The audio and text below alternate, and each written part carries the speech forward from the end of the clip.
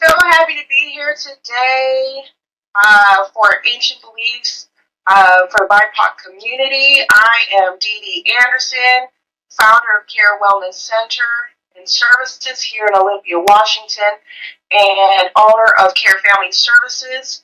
I provide support for sufferers of trauma, and really excited to be in here today and discussing more techniques and tools for the BIPOC community to help sustain through dramatic events or stressful times. I'm joined by my wonderful co-host, Sanjana Yogi Sanji. Hello. Hello, DeeDee Anderson. Very nice to meet you, and it's a pleasure as always. Very nice. Yeah, nice having you here. If you don't mind giving a brief introduction for yourself and what do you have going on these days? These days, like we are doing now, we are trying to make, we call it a space. So it's like a free space, like people can come and join and then discuss anything, even went out, no? Because nowadays people don't have specific places even to talk to somebody. They have seemed so isolated. We say it's so advanced, but people are just stuck with maybe the mobile devices. Even on a table, you see there could be elderly people, there could be young people. So we want to make like a free space that anybody could join anytime, any place, as well as they could share, listen, or even it could be just some random thing that happens now in a proper wholesome way. And then because in ancient times there were these things, and it was regardless of a specific religion or anything like that. They would just meet on the way, and there were specific places, maybe a potter's house, because they had a vast area. No, they used to make the pots and all, and then they would light a fire or something, and then for the cold, and they would discuss maybe their ideologies, spiritual aspects, many things. You see in ancient scriptures and all, well mentioned.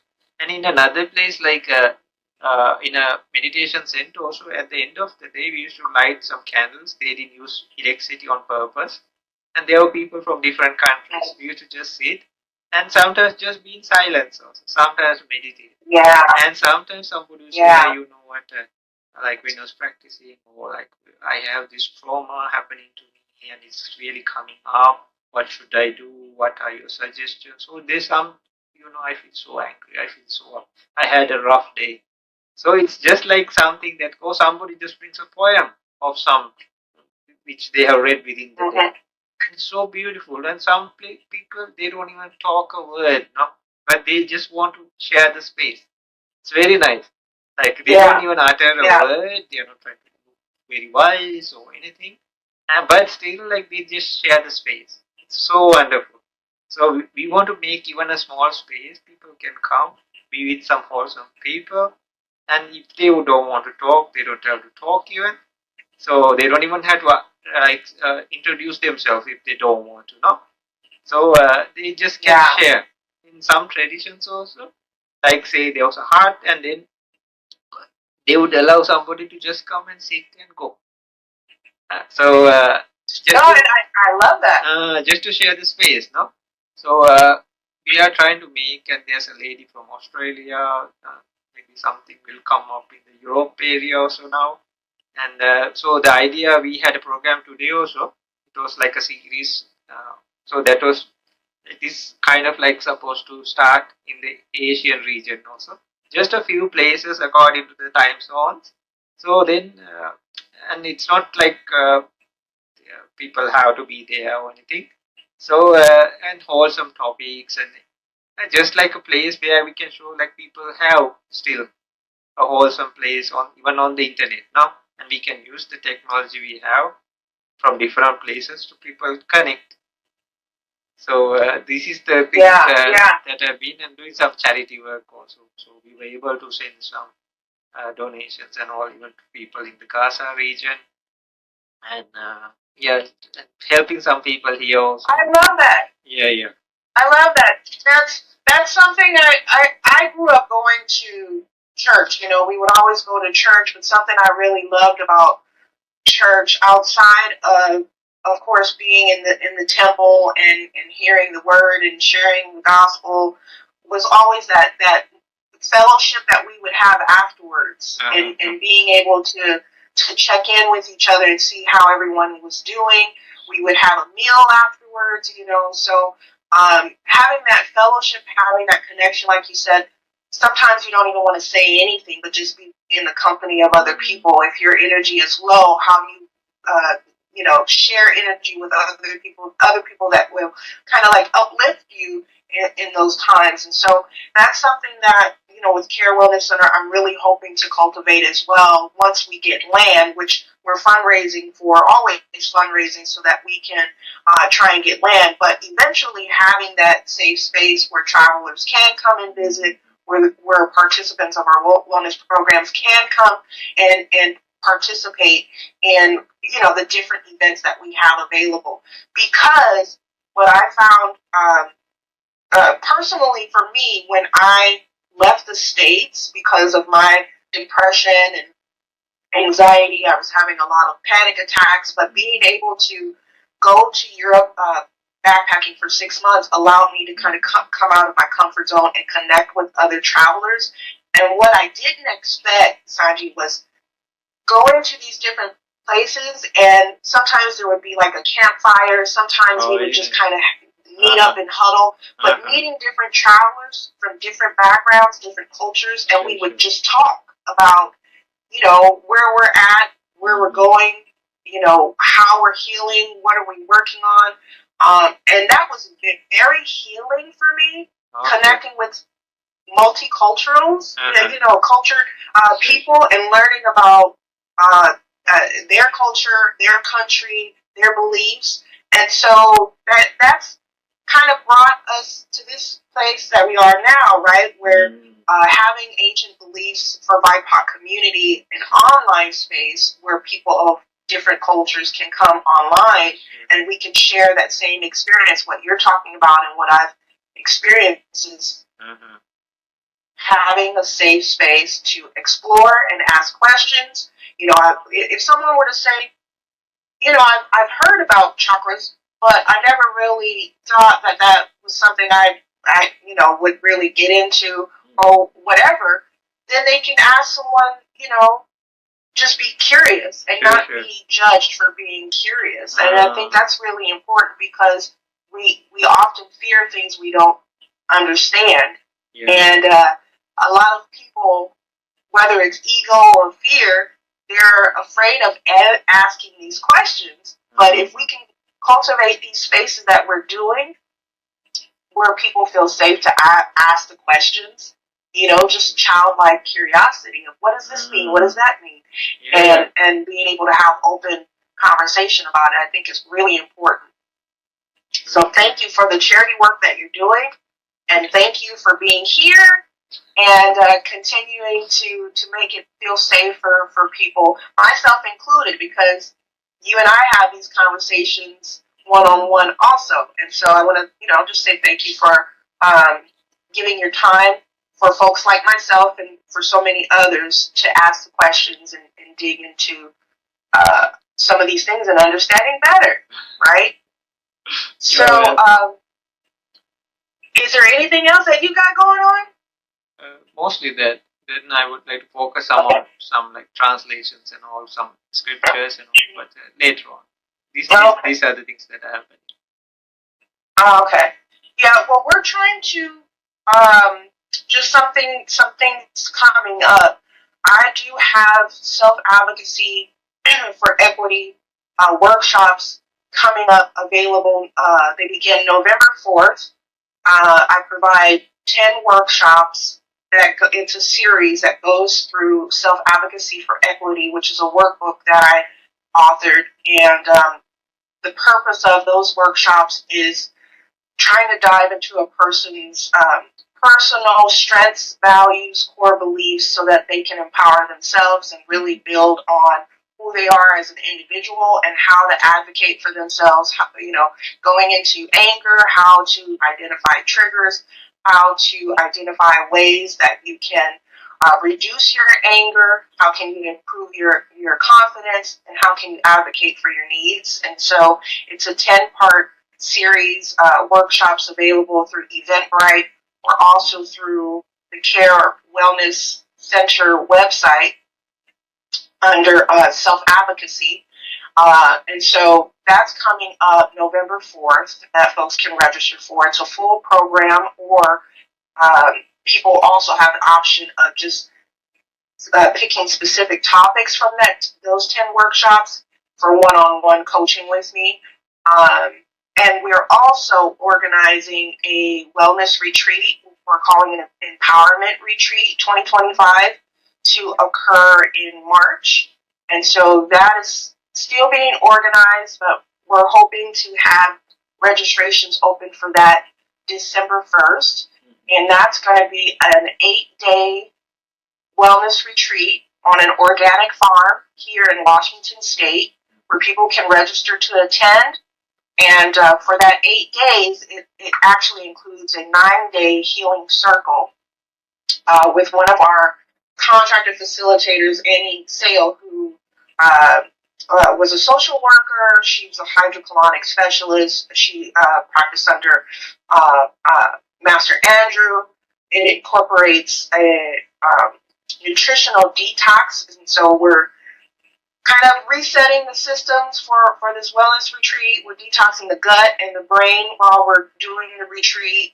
We have the self-advocacy workshops, the nature therapy workshop, a healing ceremony, and all while you're getting one-on-one therapy from a licensed family and marriage therapist. And so it's going to be a really wonderful wellness retreat that we're putting together to raise funds for our wellness programs. And so that's in the works. And as well as, you and I are both coaches. So if anyone has is subscribed under their employer with TaskHuman, they're also able to locate you and I as coaches on that platform as well. And so we're always staying busy, right, Sanji? Yeah.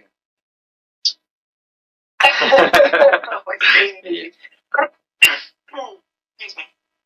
So what I'd like to kind of dive into today is discussing how to manage stress in a high tension environment or high tension times, because we've got so many things occurring all at once, all of the time. But right now in particular, with the wars happening overseas, the war in Ukraine is still happening, the genocide to the Palestinian people. Here in the States, tensions are really high because we have elections within the next couple of weeks, November 5th.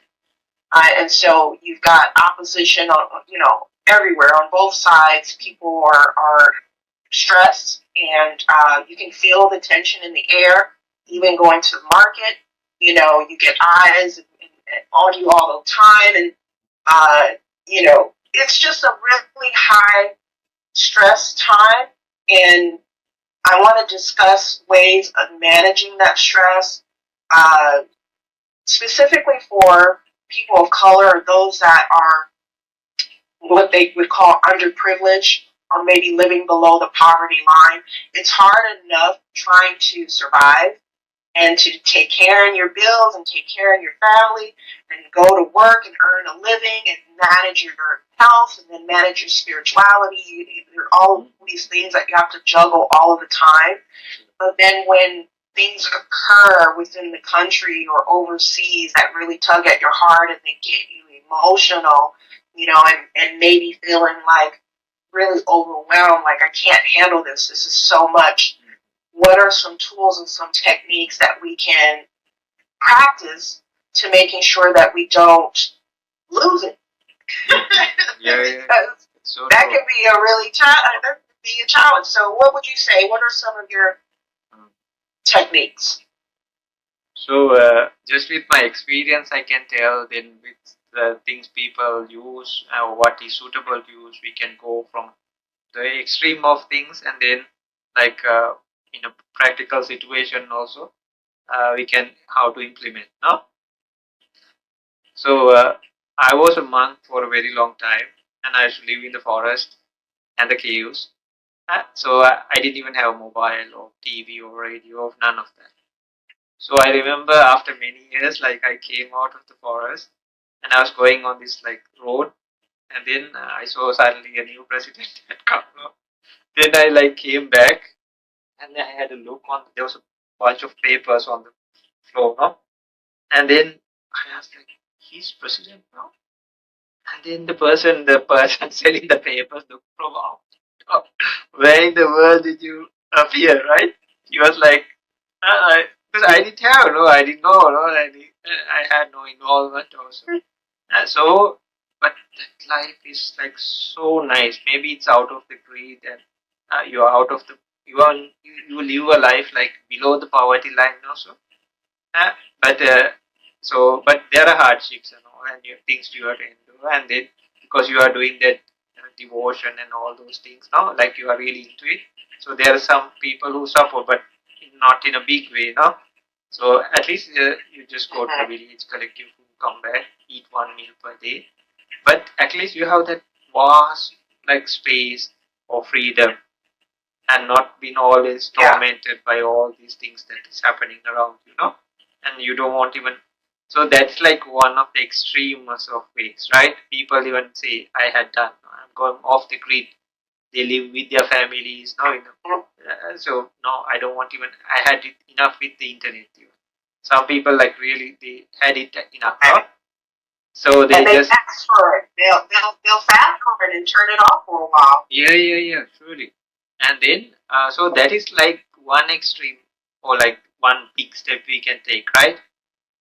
So you can do whatever you all guys want, but we cannot deny what is happening now, and we cannot like especially a place like when we are living in a society. So it could be religious, it could be ethnicity, it could be race, it could be politically motivated. We see even wars happening, right? This, right? Yeah.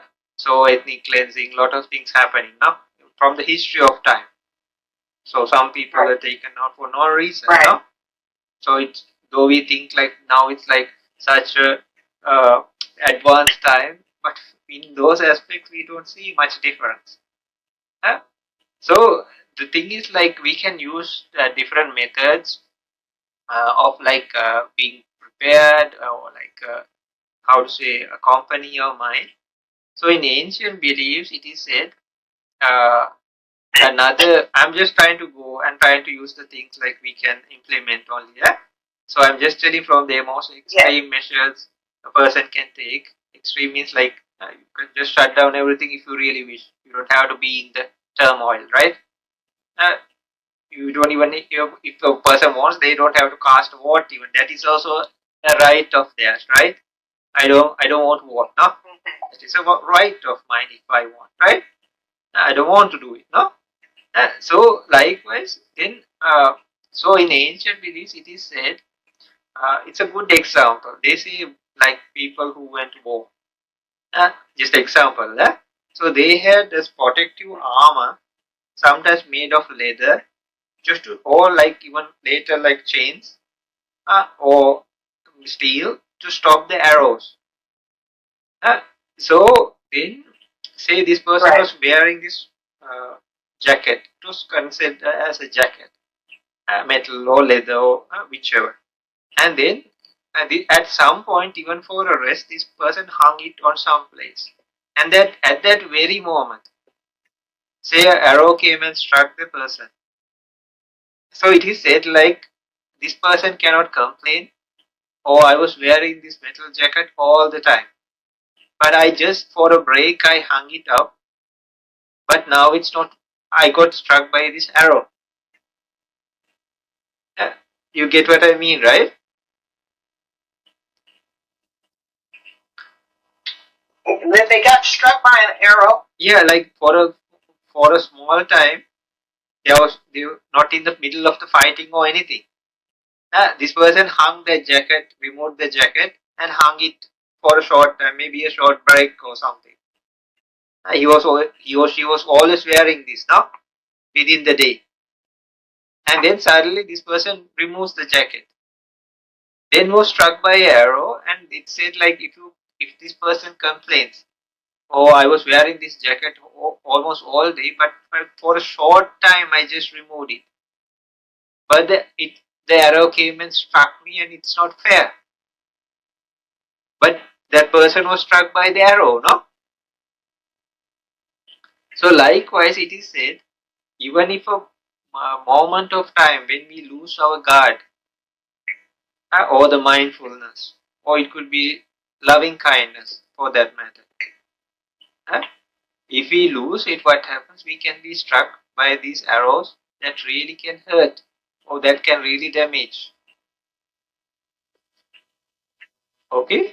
If the person even takes a small break and this arrow comes and strikes the person, so it is said like, because if the jacket was on, then this person would have been protected.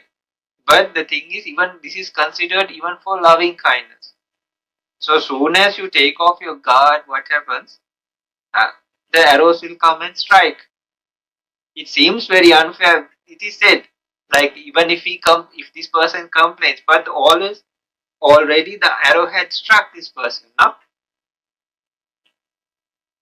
What are your thoughts on that, DeeDee?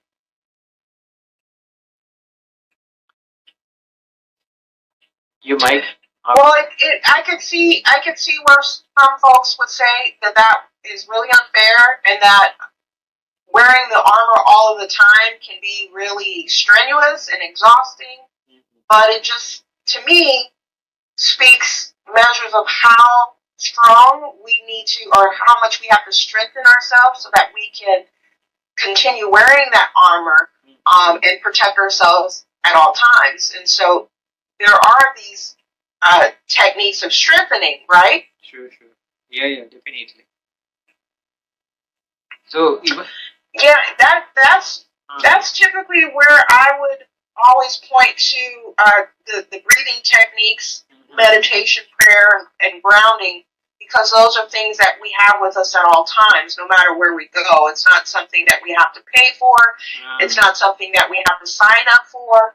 It's something that we have access to strengthen ourselves and being able to withstand wearing that armor at all times. Exactly. So that it's not burdensome and feel like we have to take it off just for a minute. No, we should continue to protect ourselves, right? Yeah. So true. So this is just an outward example only. So the armor we are talking is associated with our minds actually. So it's much more less weight. So if it's like some military armor or something, it is heavy, right? Made of steel or something. But here we are talking about the mind. So when the mind is getting stronger and stronger, it becomes lighter and lighter. It's the opposite of worldly scenarios, or like what we do in the like the world. No, for example, like if you need more stability, you have to build bigger things, maybe bigger walls, bigger foundations, no, bigger structures, maybe. Right. But in the mind, well, even in the Christian belief, yeah. Even in the Christian beliefs, Sanji, there's a scripture, Ephesians, Ephesians 6:10, where it talks about wearing the armor of God at all times, and it there's similarities there because it talks about the helmet of salvation, the breastplate of righteousness, the shield of faith, the belt of truth, the sword of spirit, and the feet prepared for peace. So like when it talks about always having the armor on, it's kind of that similar philosophy of staying protected at all times, because there are spiritual forces at work at all times. So you can't just sit off that armor and say, the arrows are still being shot. At all times you can catch one of those arrows. Yeah. That's so true, because we cannot stop what is going on in the world. No, there will be always something. Right. So first, I heard like when the First World War happened, they made the pact and everything for things to never occur as such. When the Second World War happened, they made different societies, organizations to stop, not to have those things happen again. But so many times the repetition happens. No, so there's no end to it, right? It goes on. We never know what might happen in the future also. And who will start? Some person might appear from some nowhere and then start something in some place, and then it can expand, no, everywhere. So these things are always there.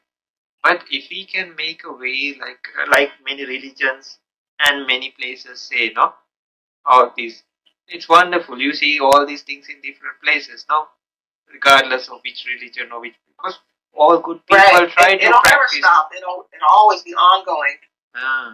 So we have to do something different, and so it's God or the good qualities or the energies of the universe. Then from that they will be protected. So think for some scenario, like you see people, no, like even in different religions and all, they say if you take a weapon, you will end with the weapon.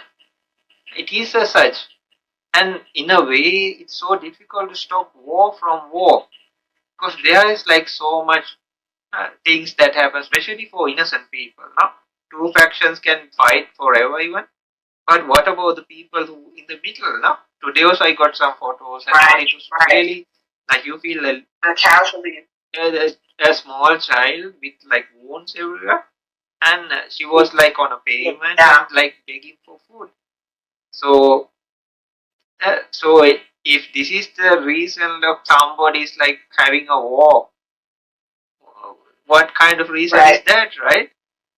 Is the result you are seeking? No, so anybody, regardless of any side or party, anything, no. So anywhere, so in ancient masters and all this, it's like never. It's the opposite always. Fire, you can stop fire from fire for some time, but if there's even a spark. And I was just going to say that. Oh yeah, okay. Yeah, you can't fight fire with fire. Both will be consumed. So how do you put out fire? Yeah, people might say, because like for forest fires, you put a line up of a fire from here, and then you can stop that fire from coming. No, because you burn that area, and there's no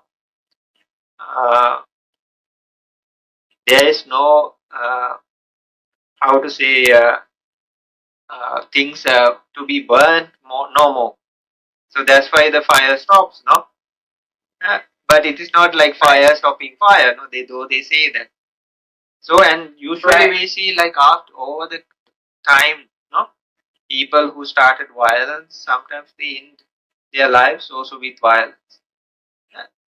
So, in many cases, wherever they hide, and there's karma, a lot of things that happen, no?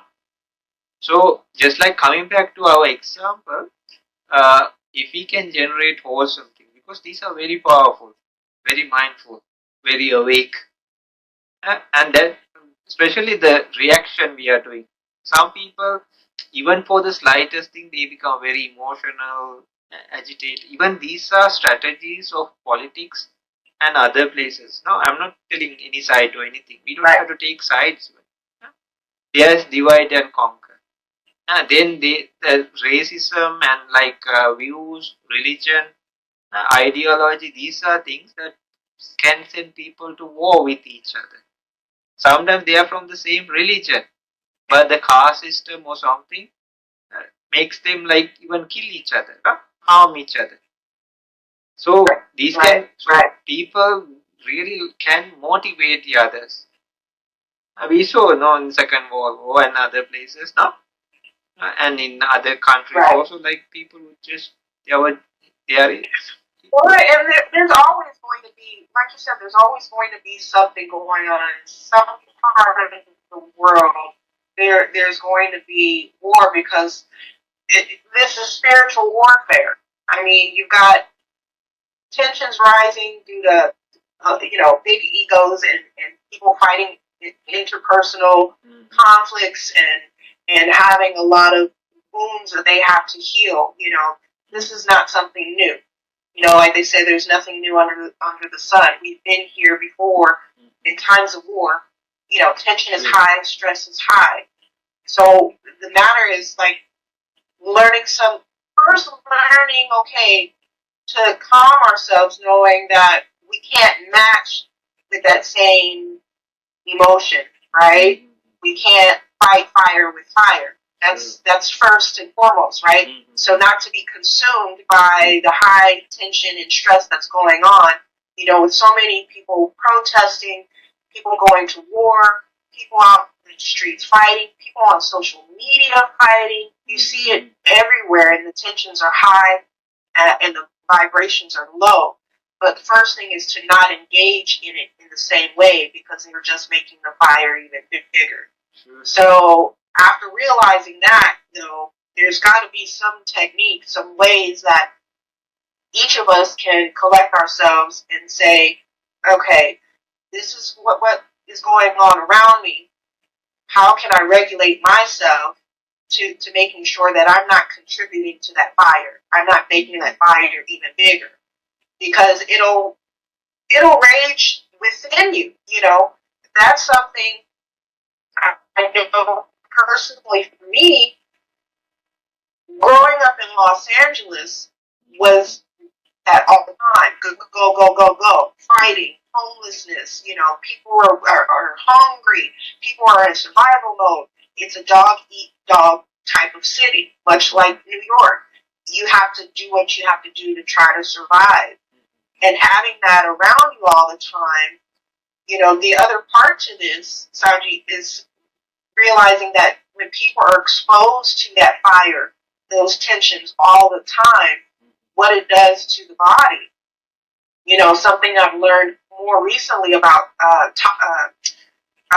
chronic toxic stress is that when you're in those environments all the time, you know, whether there's war happening on your front door, or you're in a city where there's a lot of gang violence, there's a lot of, you know, hostility, a lot of fighting, it will make your cortisol levels go up. And so it creates a lot of anxiety in the body, so that even if you remove yourself from those high tension environments, you gotta go through some treatment of allowing yourself to calm down and not feel like you're in the middle of that war anymore. You know, so your body is now like reacting to loud sounds. You know, when they talk about PTSD. Smells that remind you of war. You know, sounds that remind you of your parents fighting, or things that trigger and set you off, set your body off, even involuntarily. Like you're not even really thinking about it. But then that comes in with what you said earlier about mindfulness, practicing that mindfulness so that you can allow your body to regulate, right? Removing yourself from certain situations so that you can have more safety and protection for yourself.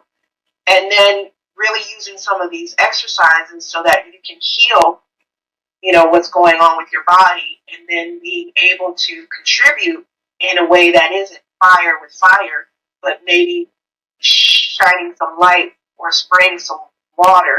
Being more fluid, being more, you know, going with the flow, as opposed to like fighting it fire with fire. And so I know that you mentioned the loving kindness meditation. That's something that you introduced me to, and I'm really appreciative of, because it's now a mantra that I do like saying on a daily basis, though, really, because someone like myself who has had trauma, and for me, and everyone responds to trauma differently, but for me, I would freeze. You know, you see all of this fighting, you see crimes being committed, you see all of these things in your environment all of the time, and some people respond to trauma differently. For me, I was just like watching, listening, and in my mind a lot saying, this is crazy. I don't understand why people behave this way, you know, and really not being able to understand what is really happening and being frozen by it. Like, what do I do? How do I respond? I don't want to act like that, but I'm not really seeing better ways of doing it. And so it affected my body in such a way of having this chronic toxic stress where blood pressure goes up, anxiety goes up, cutting off oxygen to the brain, not really knowing how to respond. I'm freezing a lot, you know, and causing symptoms within my own body, the autoimmune diseases that a lot of people are suffering now, because in order to deal with those types of situations, we usually pick up different vices, whether it's food, whether it's sex, whether it's drugs, alcohol, something to try and relieve from all of that that's happening. But what I loved about that mantra that, we would affirm during that meditation was, I am free of anger. And that is a really, really big one, because when you've experienced such harsh things, that anger really, that fire builds within you, because you feel powerless. You don't know what to do about these things that are happening around you, and you feel really overwhelmed by it. And knowing that, I could master myself in a way where I knew that it was a choice. I could choose to be angry and to spew anger back, spew fire back at all of this fire, or I can tell myself I'm free of anger and try to practice ways of diffusing that fire and really calming my spirit and being able to redirect that energy to something more positive. And so that meditation, the loving kindness meditation, is something really wonderful. I believe it could be really helpful for a lot of people who have had trauma, when they feel just like that, powerless, and not knowing how do they address these situations that are happening in politics. And you've got federal politics, you've got state and city, politics going on within your own neighborhood, how to deal with certain things, and just being able to maintain yourself is really powerful. It really is. It might sound like something really small, but it's incredible the shifts that it makes within yourself the more that you practice it. Real quick, I was talking to a neighbor yesterday who came to me and was talking to me about her kids and how, she's had a lot of trauma herself in her childhood and is trying to improve, but she finds herself like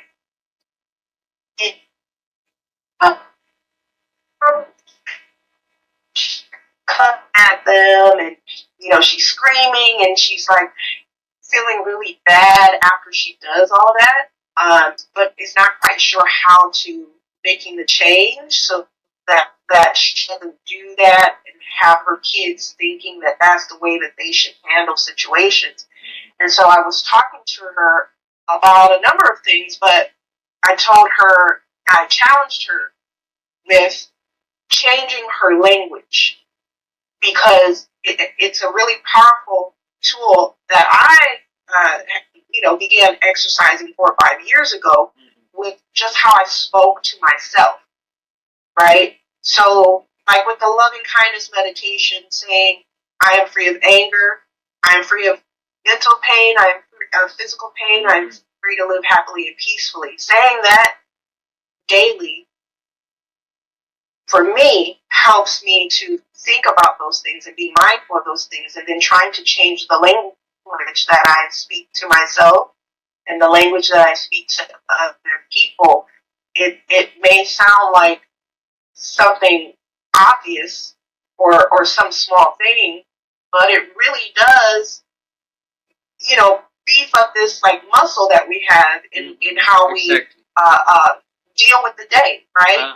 So like, you and I talk a lot about, the world and ourselves and how to manage all of these things. But what has been really helpful for me, and what I hope to like share with all of my community partners, clients, friends, and family, is how important it is just making those small shifts, like changing the way we speak to ourselves and the way that we speak to others. And so I think, I was saying to you earlier today, Sandy, that I'm hanging in there. I'm trying to do the best I can with what I got. Sure. That is a way of me being grateful for everything that I have, but also recognizing that there are a lot of barriers that I am trying to work through. And I think with people who are feeling powerless and overwhelmed by everything that's happening in their life, how do you maintain your sanity? How do you reduce your stress when all of that is going on? I think the language has a big part to play in it, because instead of saying, oh man, my life is falling apart and I just can't do it anymore. And, these kids, I can't stand these kids, and, my partner is killing me, and I can't afford anything, and I don't know what I'm going to do. I think I'm just going to give up. Talking like that makes a big impact on the brain. It makes a big impact on the body. It makes a big impact because it transfers to the people that you're telling it to. Now they're taking that anxiety, and now they're thinking about everything that they should feel anxious and stressed about. And so it's like a fire that spreads from person to person to person to person. And so I was telling my neighbor, challenging her to try and change her language, because, the things that she yells maybe at her kids are things that she's saying to herself and criticizing herself, and not being mindful and catching what she's saying to herself before she unleashes all of that fire onto her kids. It just takes, the exercise of catching ourselves and being mindful of those things and trying to change the language, and then all of these other things, right? There's all of these other steps too. Also think about, but yeah, I wanted to just share that too. That the language is really important as well. When we talk about folks that don't maybe have the money to go see a therapist, or maybe, they're not surrounded by people who are saying positive things all the time. Maybe there's people around them that are telling them they're no good, that they're never going to be nobody, and, oh, your dream is nothing, and that's not going to work. And they feel really powerless. They feel really small.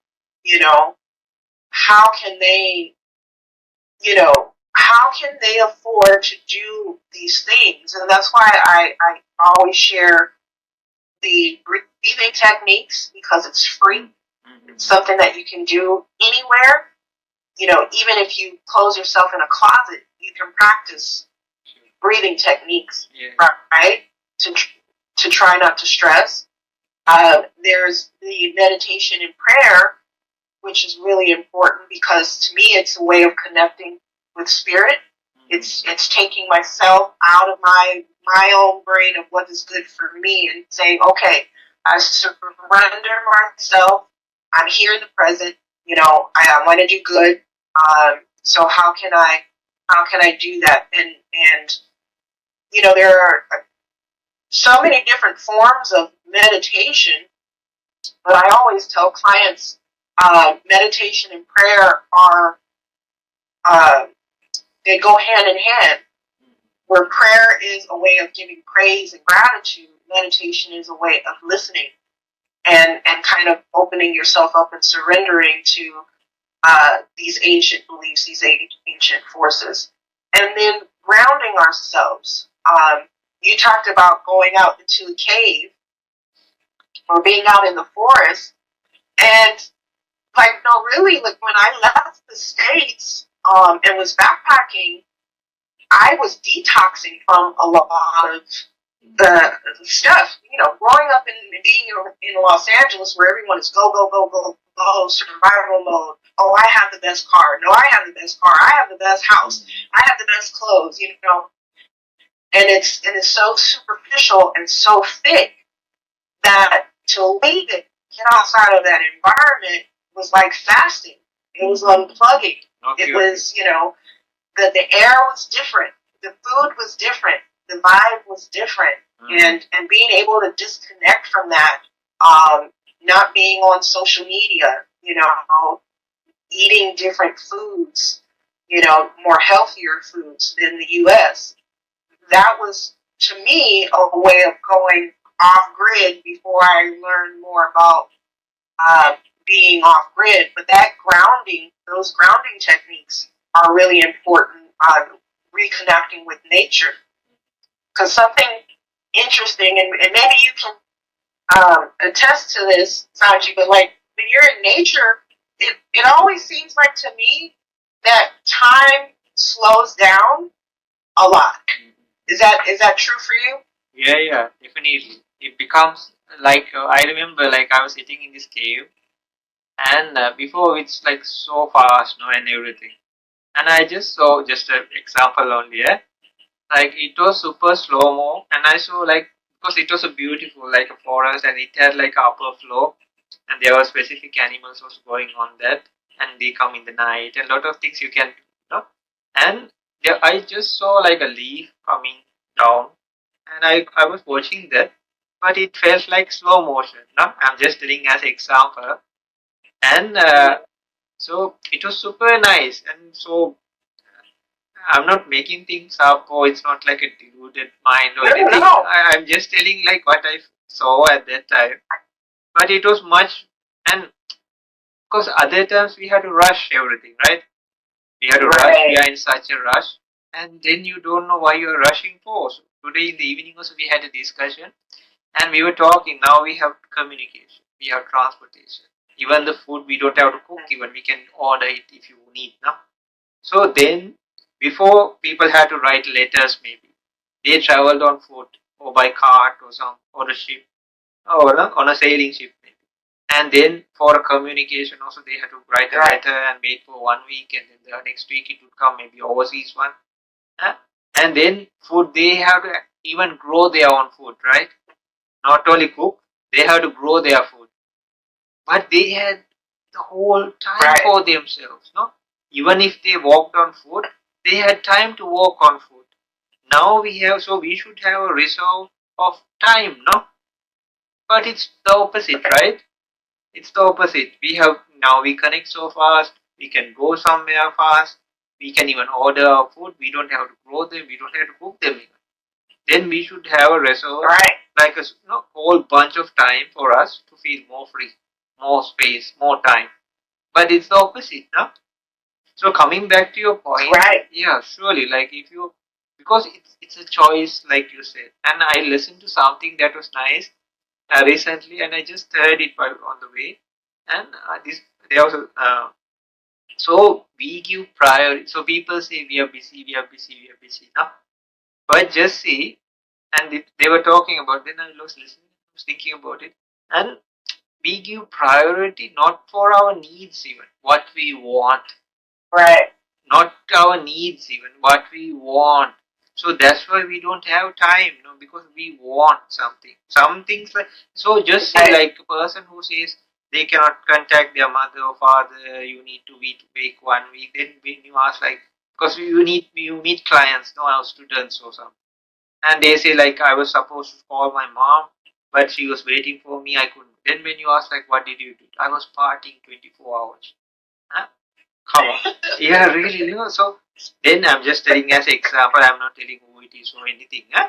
So, yeah, so just think, like, okay, so you can enjoy yourself, but why not call your mom, right? She must have been waiting for you. Huh?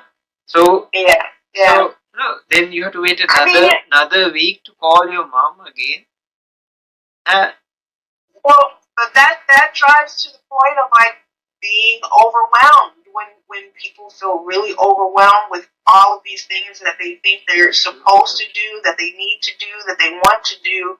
You've got hundreds of things, and sometimes prioritization can help. Exactly. If you prioritize, exactly. I need to call my mom. That's at the top of my priority. But some folks have so many things that they don't know how to manage, right? Or they're not mindful of prioritizing those things, and they don't make the best choice all of the time. Exactly. For me, and you and I have talked about this also, like, for me, it's trying to learn balance, because there are so many things that I've learned to help improve my life. There's a long list of things that I try to do on a daily. Sometimes it feels like, I can't push all of those things into my daily agenda and also doing these other things. And so it can feel overwhelming sometimes trying to keep up with all of it. And the more I talk with clients and family and friends, it's the same thing so many people are dealing with, trying to keep up with the long list of things that they should be doing. And, if someone is choosing to party instead of taking care of their family, like, that's something I think at a point in their life they've got to realize that was not a good choice, that their family suffered because they chose themselves, and they have to learn from that mistake. I think a lot of people are trying to figure out what's best in that way. There are different things to consider. One of them is, in a capitalistic system that is always saying go, go, go, produce, produce, produce. How much money can you make for the what percent? Like, you need to, okay, your family is not as important as making this money and making this quota, and how much can you earn, And so trying to keep up with that long list of priorities, which shouldn't really even be at the top of the priority list, right? There are all of these other things, but how do we find that balance? That's something that I personally have been struggling with, because my body has been telling me, rest, stop, you're going too fast, you're going too hard, you're doing too much. But if I don't do all that I'm trying to do, then how do I manage, Maybe I just cut off the phone, cut off the internet. Maybe I just stop answering all the letters. Maybe I just stop and disappear for a little while so that I can ground myself.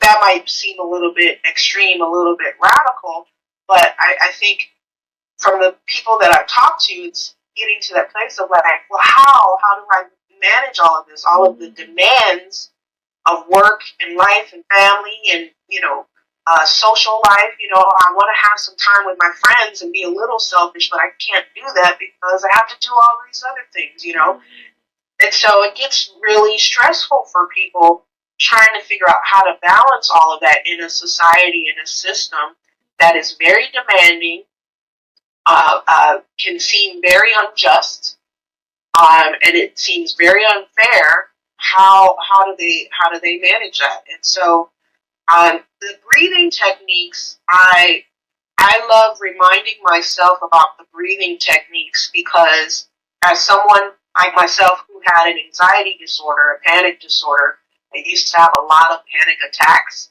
whenever I would think about, I gotta do this and I gotta do this and I don't know, and I'm really scared of failing, and I don't know how to, and I would go around and around and around until I just would panic, and my heart would race to where I couldn't breathe, and there were times where I didn't want to leave the house, and even worse, got to a place where I didn't want to leave my bedroom, to go out into the world and have to try and keep up with these high standards with people that I didn't feel safe with. I would just panic and shut down. But learning the breathing techniques was a way for me, the way I think about it is like when you have hiccups and your body is like out of control with these hiccups. Yeah. The best way that I learned how to manage the hiccups is you have to reset your diaphragm, holding your breath so that you can reset your system, and then get your breathing under control. So I think of that like with breathing techniques, where the panic might start setting in, and what happens to your body. We know, when you panic, when you have anxiety, you're cutting off the oxygen to your brain and making yourself lightheaded, and you can make yourself pass out. You can make yourself have dysregulation in the body. So breathing techniques is a way of getting your body back under control. And resetting things, no? But, Yeah, surely, yeah. so there are, Yeah, please. yeah, there are different breathing techniques. Yeah, what kind of techniques do you practice or suggest? Yeah, we can use things like pranayama, and there are even like simple, breath practices, methods like with counts, and even like a simple version of focusing on the natural breath. Uh, so there are we can do so many things with just the breath from this most natural states. That also goes deeper and deeper. And then there are counting methods, or you can do specific practices. You can then that helps you like stabilize the mind, because the breath and the mind is so associated. So it's like a vehicle, no? So when the flow inside is a lot, the mind is like really in like anger or even greed and these kind of things. The intake and the outtake is also more. Huh? For example, if a person is running, you see, like a lot of intake of the breath and exhale. So, but even if you are in the still, not even running, but still sometimes we feel the breath is very gross. But when the mind is settling down, what happens? Yeah, the breath is very subtle. So that usually the connection with the mind. So there are so many practices according to each person. But even generally, this if you can focus on just the natural breath or using methods of counting, that sometimes then even psychologists say this. That can even stop like a very disastrous moment. They say like if you are in a rage, and then if you are reaching something, maybe a weapon, just stay there, take a few deep breaths and think it over again. Or just take the few deep breaths. That can be the decision before like a tragedy and to stop a tragedy. So that can be the place. Well, for anger, they talk a lot about that, counting back and taking breaths when you're dealing with a lot of anger. Sure. In any case, like because it oxygenates the body, it gives you more energy, and then it gives like new, even the hormones and everything. It gives like new life, no? So I do understand we are not like in a comfortable position and just talking about these things. There are people at war. There are people in difficult situations. There's like racial discrimination. A lot of things happening in the world. So we are not just sitting on a safe place on a comfort zone and just trying to talk about that. No, we are just trying to give some solutions for people without killing each other, fighting each other, arguing, quarreling. Because I understand within our discussion we saw like three aspects. No, one was about this how to face these difficult situations. So we are just talking about ways, and that also if we can be prepared rather than the actual moment. For example, we do programs in like the Gaza area. So before, when we suggested like, okay, do these practices, you can be equipped if something happens or in your daily scenarios or life. But now you just see drones flying, missiles going, and these people are saying, and they have so much fear. But I cannot be here advising them, no, you have to meditate, you have to do these practices, no? Because they are worried about their life, right? So I had so now it's just like prayers, like you said. So that comes to the next step of things. And exactly like you said, because nice gestures, like verbally and actions, these are one of the best methods of approach in the first part. When you do something nice to a person in the most difficult of situations. I know some people, regardless of any, in that they are like feeding others. They are even. I also were able to like donate and help some people, not in a massive way, but the way we can, no, because we feel it, no, in a way. So now they are feeding people from different countries. They don't know even which religion they are or anything.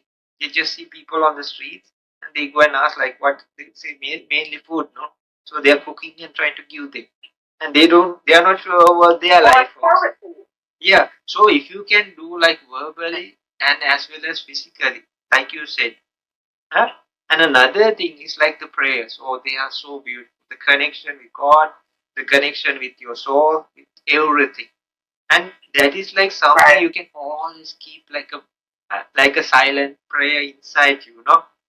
So that will always keep. And then there are the practices like we can do like meditation practices.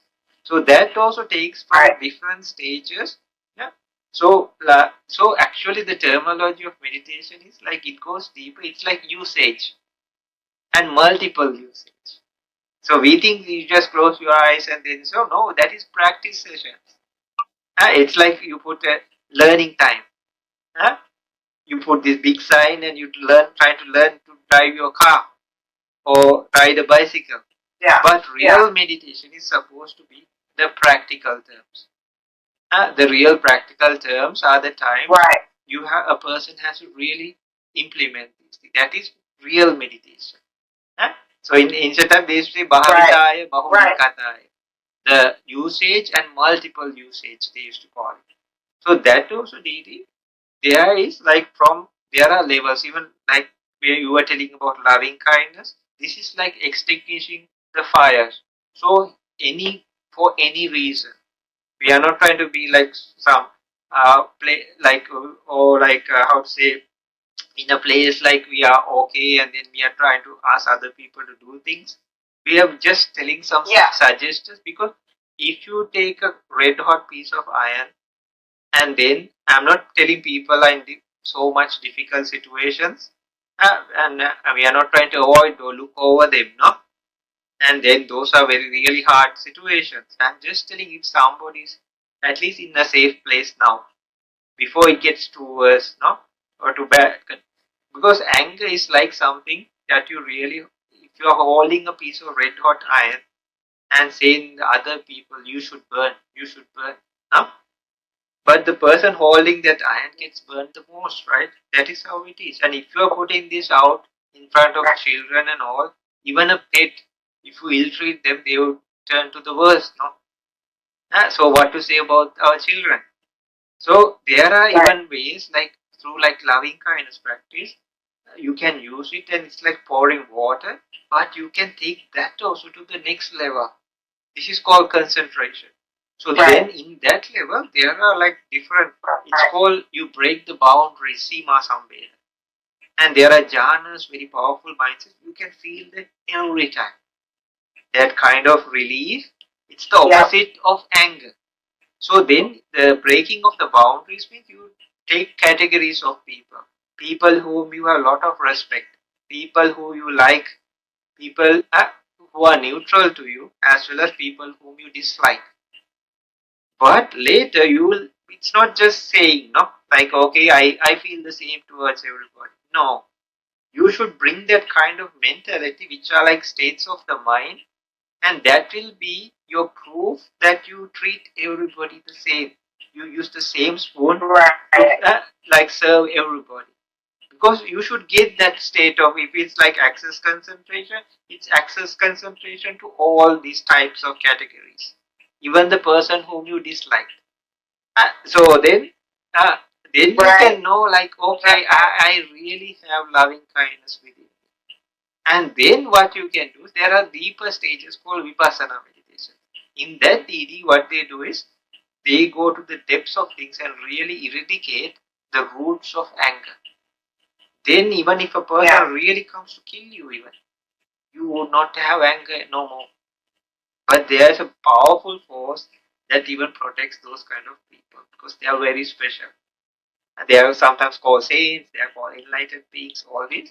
But they really remove that. So even if they face the biggest things, like anger cannot come through them because they don't have.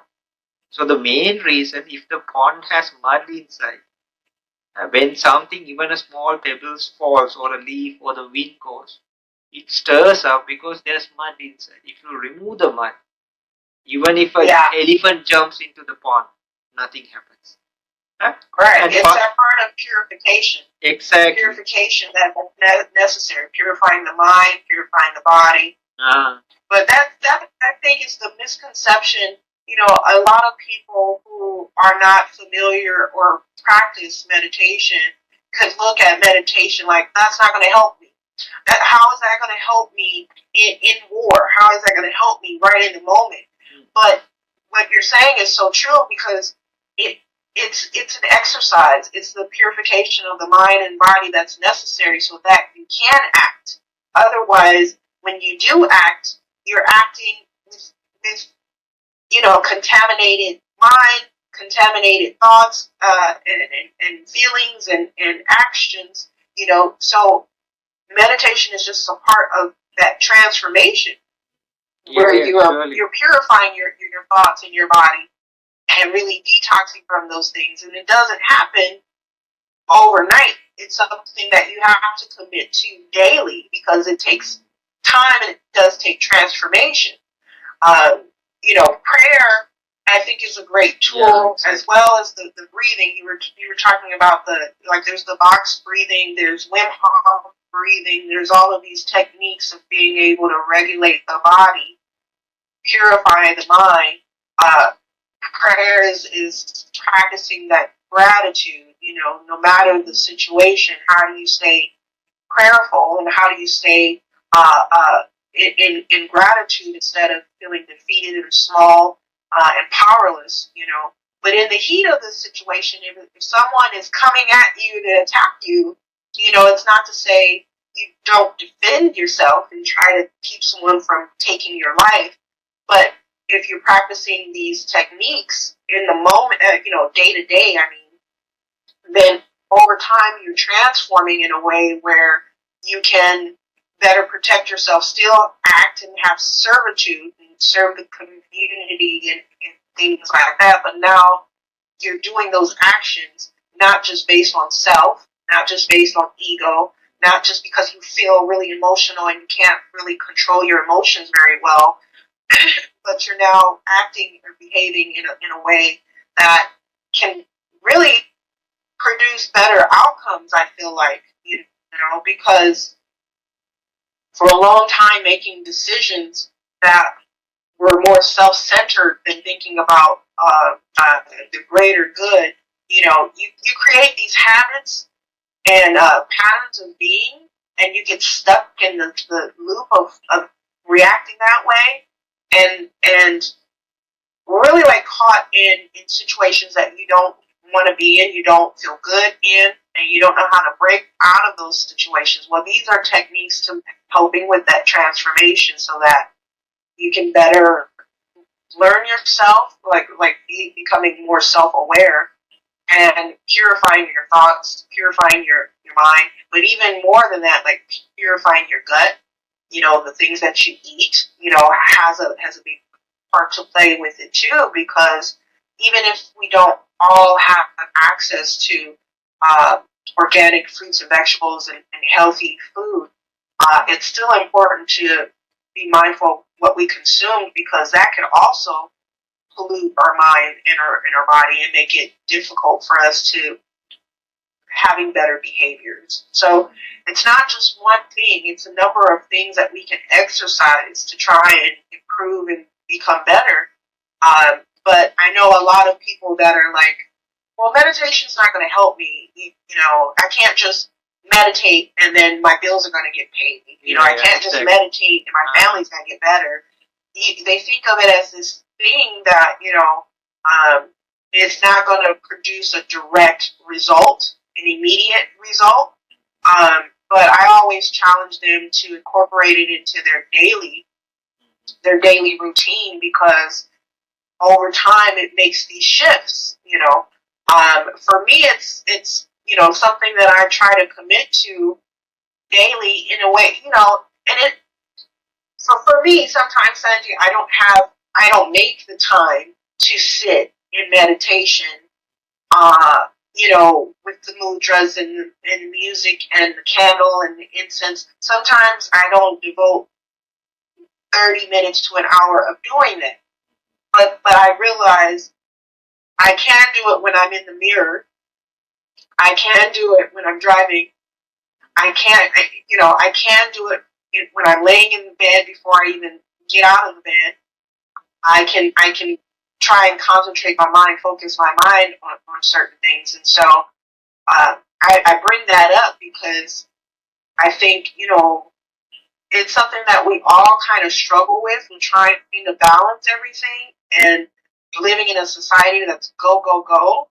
But knowing that it is important to setting some time aside on a daily basis where you can be mindful of practicing meditation. You can spend some time devoted to concentrating on what you're doing, even if you're eating.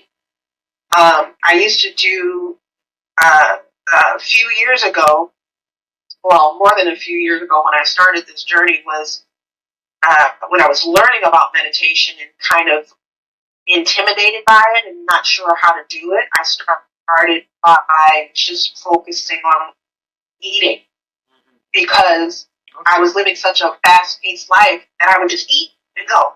You're not really thinking about what I'm eating, not really thinking of why I'm eating this, not really savoring the texture, the flavor of what I'm eating. And so I practiced that, taking my time and really putting the intention into food and body, allowing my mind to slow down while I was doing it is a form of meditation also. So, I always just tell people it's really exercise. Like people go to the gym and they don't work on it for 2 people, but they don't know how to do it. And when they first go, they fumble around and they're in their head about it and feeling embarrassed, like people are watching me and I don't know what I'm doing and I'm just going to try this. But the more you start doing it, you get really good at exercising that muscle to a point where you don't even think about it. Well, I should say you're not thinking about it, but you get, you know what I mean? You get so good at it that you can not only exercise that muscle and think about it, but you can go and you can exercise that muscles too. Sure, coming up to up the couch or to help other people because you're stronger. And so it's just that I think is good to incorporate on a daily practice into your life, no matter what your life might look like, because with everything that is happening around the world, it's best to be equipped with purity of mind and body. You can make better impacts if you focus these things and really build up those muscles, those spiritual muscles that are needed to make a positive impact. And so the grounding techniques, the breathing techniques, meditation and prayer, those are all really wonderful tools. And I always love talking about different ways of looking at them, different beliefs behind them so that we can connect those dots. And I really appreciate you, taking the time today to talk with me about those things. It's always a pleasure, Sanji. We have I have a good time always talking with you about the different beliefs and ways of thinking about it. Typically we would have meditation, the loving kindness meditation, that those that are interested and on the call will participate or just to observe and see out of curiosity what it might be like. We open the floor, Sanji, for you to guide and in meditation with the loving kindness meditation. Okay, so we do a small session of loving kindness meditation. We try to sit in a relaxed posture wherever you are. Maybe you are in a vehicle, maybe you are at the office, maybe you are at home, maybe you are on a chair, maybe you are laying down on a couch. Just try to relax and be in the most comfortable position possible, but to be mindful and awake also. But still you can use these things even when you want to rest or sleep. Even as a benefit of this, it's like people can sleep even better. They don't see nightmares no more. And then even they can wake up very nicely, very refreshed. But it takes, like DeeDee said, like some practice. So just try to relax. And the most simplest of versions. These have been there for like thousands of years, but there are plenty of upgrades in this. So the most simplest of versions, it's like a mantra, it's like a prayer. And then later, when you're helping somebody or doing something good, like DeeDee explain, you can just say like, may you be happy, may you be peaceful, uh, may you be well for that matter. Even if you give a glass of water, or can you please hand me that pen or book? So why not just give? No, people swear, people say bad things, no, or they use something, a word, without using the proper like swearing. They use or shoot or something. But why? No, we can use something. We don't have to say that, but we can use something that it becomes automatic meditation. May you be well, may you be happy, even if somebody's scolding you. Why not, like, without having all the anger and everything? Just think, like, you don't even have to tell their face, may you be well, because you are suffering. No, I don't want to suffer like you. And then you stay there. Now we just take our image, because we need to build that first within ourselves. And just think, if you want, you can slowly place your hand on your chest and feel the heartbeat. Or you can just take a few deep breaths and try to relax the body. Take a few deep breaths and exhale. It's like you start running, and then when you sit down, you feel the exhalation, no? The exhales. With each exhale, you tend to relax more and more.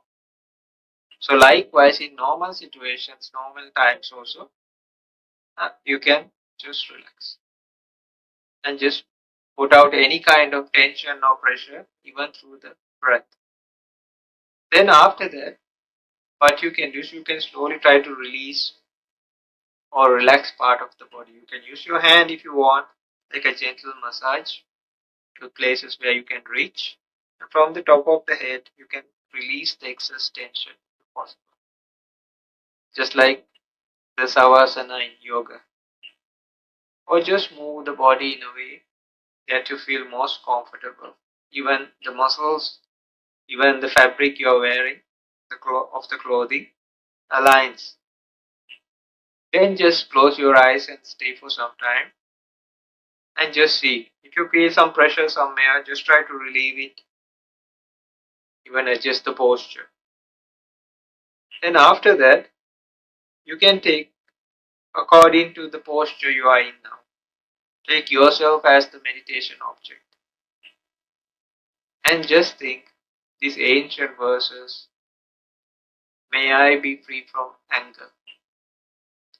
So actually it goes up to hatred even. Because people carry, people have, it's reasonable in a way. As a child, people can have, or humans can have. Children don't know anything. And at that time, something, uh, domestic violence or something can happen, and it can really stick into their minds.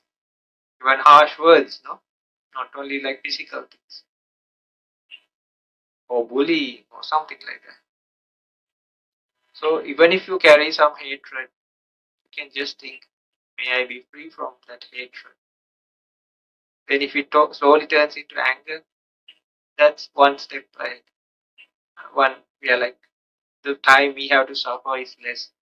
If you know there's a negative source of energy also that builds, and it harms like vital organs of your body, and your lifespan reduces.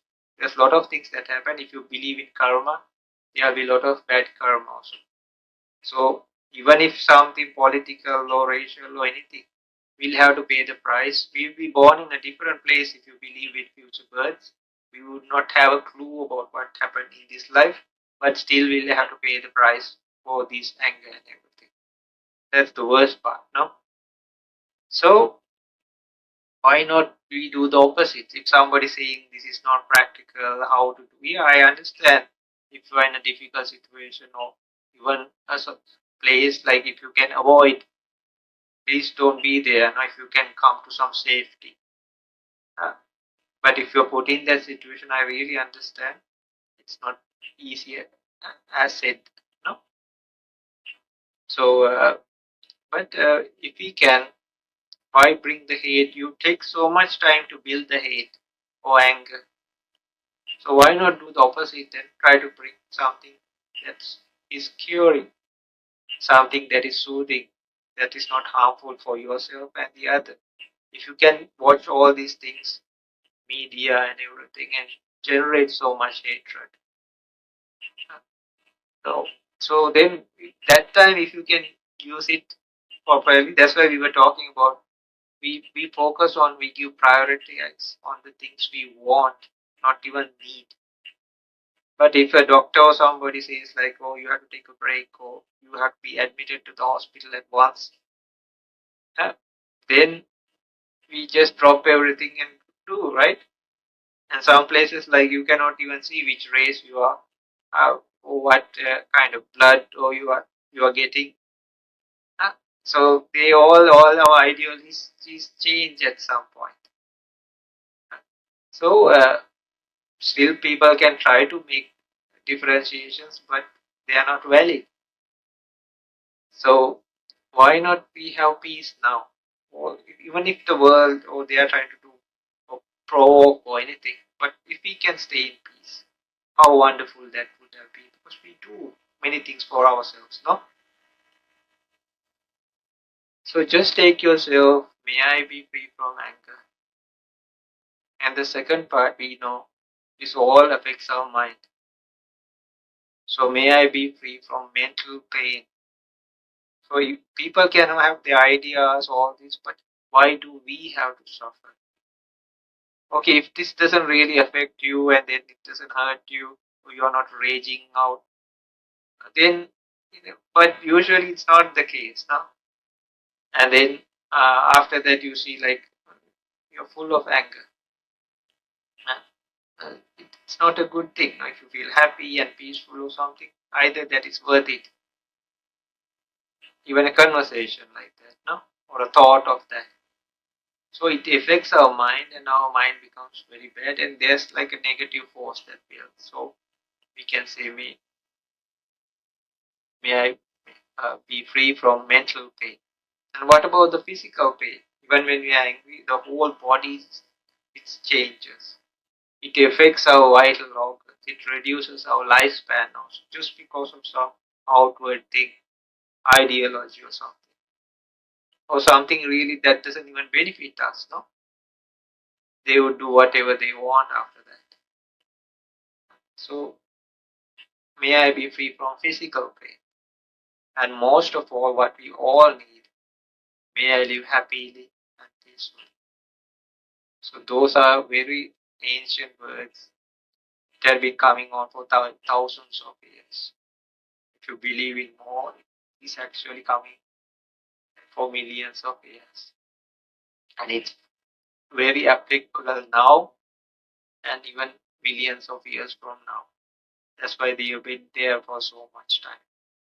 So if we can use this, we are extinguishing the fires within. That will stop igniting fires outside of us. And even so, if this is like a place like they have poured so much water, even if a fire comes, you cannot burn it no more because you really extinguish the fires.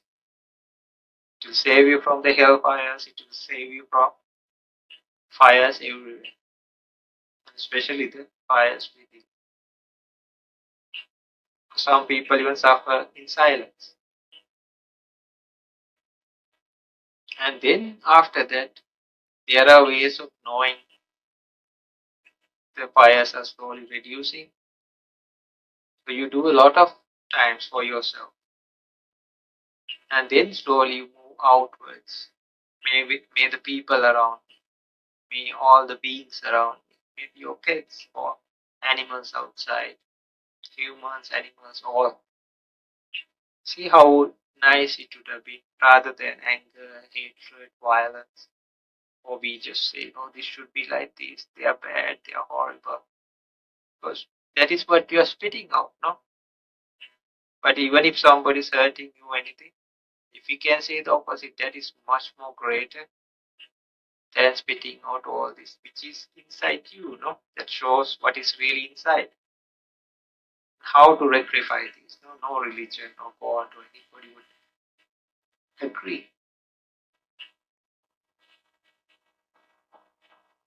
And then may the people in the city, may the people in the state, may the people or all beings in this country.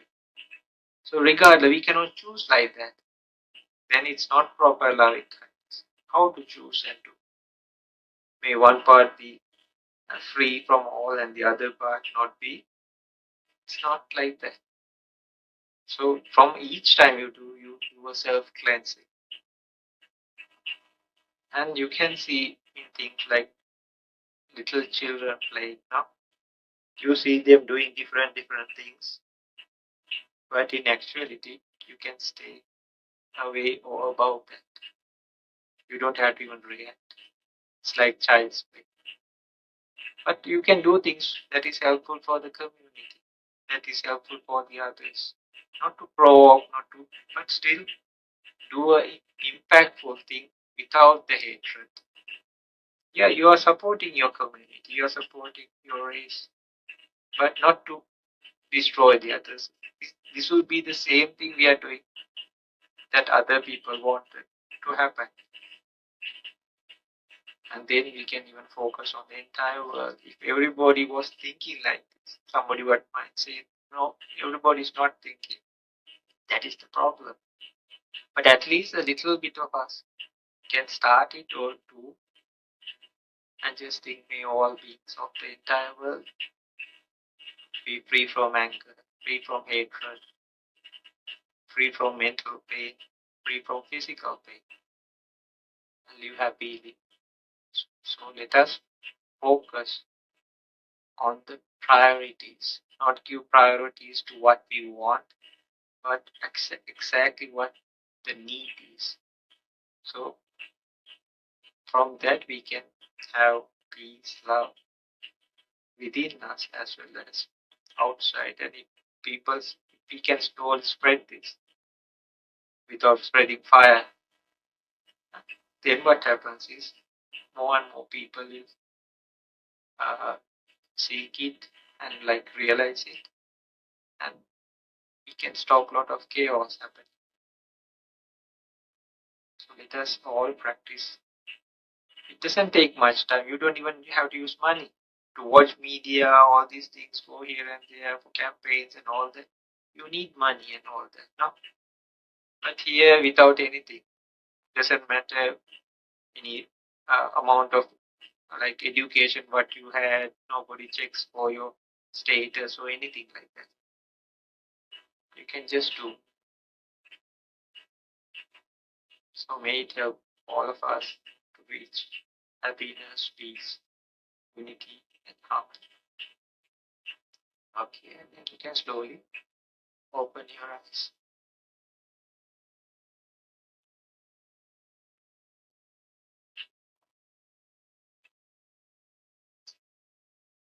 That was so awesome. Okay. Thank you so much, Simon. I always find out meditation feeling so much more relaxed and calm and thoughtful about the day and what I'll do after coming to. So I really want to thank you for your participation, for your leadership, and for your commitment to the cause of being mindful and practicing concentration through meditation. I appreciate you so much, and I'm grateful for the time that we could spend to remind others remind ourselves how to practice these things and staying grounded and staying connected, and to continue to beef up our spiritual muscles so that we can continue to serve our communities. So I will wish that you have a wonderful evening. Okay. It's pretty late over your way, so I again appreciate you staying up this late with us. It's about 10:30 a.m. Pacific Standard Time here in Washington. Again, just another reminder that our self-advocacy workshops are going to be available on November 4th. There's 10 workshops being available either in the morning or in the evening to make it easier for those that have busy schedules to choose the series that works best with their schedule.